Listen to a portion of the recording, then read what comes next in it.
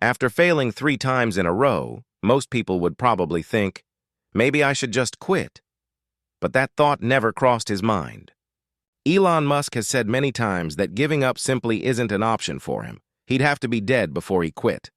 That relentless mindset has fascinated the world. Often called the real-life Iron Man, Musk is the co-founder and CEO of Tesla, CEO of SpaceX, founder of The Boring Company, co-founder of Neuralink, co-founder of OpenAI, and one of the creators of PayPal. According to Forbes, he ranks as the 20th richest person in the world, with an estimated net worth of $31.8 billion.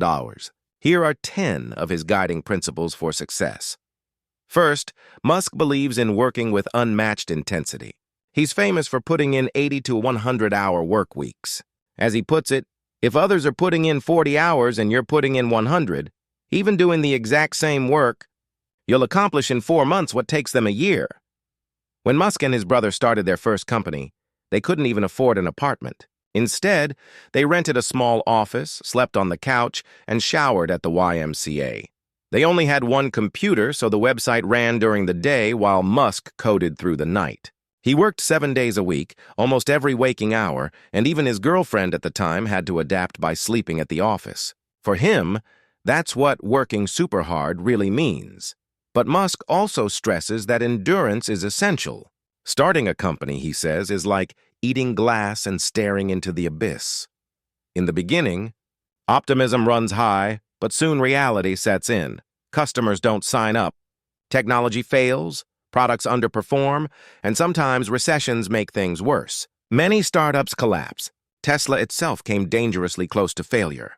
Founders must therefore develop a high tolerance for pain if they hope to survive the long grind toward eventual success. Critical thinking is another of his core principles. Musk believes too many people accept assumptions as truth without questioning them. Instead, he argues we should think from first principles, breaking problems down to their most basic truths and reasoning upward, rather than relying on analogy or convention. In any argument, he insists, you must test the validity of your premises and ensure your conclusions follow logically. Though it sounds simple, Musk says most people fail to do this, and it limits their ability to innovate. He also believes that adding value to society doesn't always require world-changing inventions. Even something as small as a fun game or an improvement to photo sharing can have meaning if it helps many people in some way. Impact doesn't have to be earth-shattering to be worthwhile. Finally, Musk encourages people, especially the young, not to overestimate personal risk. Yes, if you have a mortgage, children to support, and bills to pay, quitting your job for a risky venture may not be feasible. But for students fresh out of high school or college, the downside is often minimal. You won't starve, and you can afford to take chances. That's the time, he says, to take bold risks and build something extraordinary. It's certainly not true that in any kind of modern economy, it's difficult to earn enough money just to live somewhere and afford food. It is so easy to do that. You could, that's something very easy to manage. So I don't know what exactly they're feeling afraid of. Mostly it seemed like they were afraid of failure, I think, or maybe immune to it. But people should be less risk-averse when there isn't much at stake. You must make sure that whatever you're doing is a truly great product or service. It has to be excellent. I return to what I mentioned earlier. If you're a new company, unless you're breaking into a completely new industry or an untapped market, the standard for your product or service is lower. But if you're entering an existing market where large, entrenched competitors already dominate, then your product or service must be much better than theirs. It cannot be only a little better. Put yourself in the shoes of the consumer. Why would anyone buy it? As a customer, you will always choose the trusted brand, unless there's a major difference. Often, an entrepreneur comes up with something only slightly better, and that just doesn't work. It must be a lot better. Whether you are creating a company or joining one, the most important thing is to attract great people.